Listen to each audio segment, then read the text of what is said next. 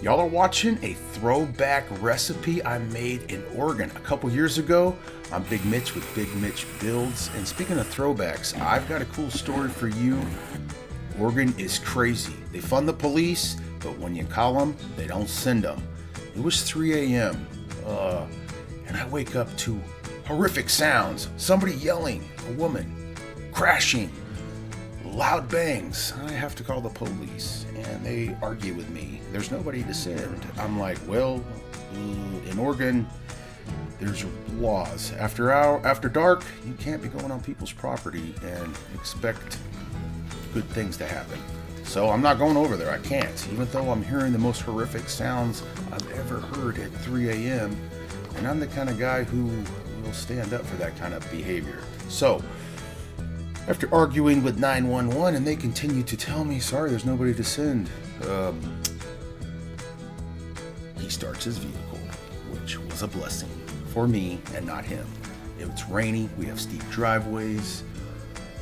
The dude hauls down his driveway, crashes into my driveway, and then he starts creeping up my front hill, and I slapped on my pajama pants, no shirt, no shoes, big mistake. Grabbed my headlight to go see what was happening. I found the guy midway up the front part of my property, commanded him to stop, freeze, get down. I could smell the booze from 30 yards away. He charged me, and then homeboy got hip tossed down that same driveway. He snuck up.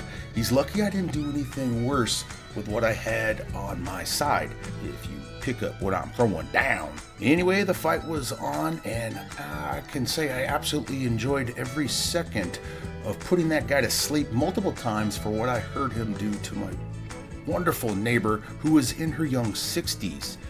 Long story short, the state police and sheriff did show up. That guy spent 2 nights in the hospital, not the local one. They had to take him to the big city, boys and girls.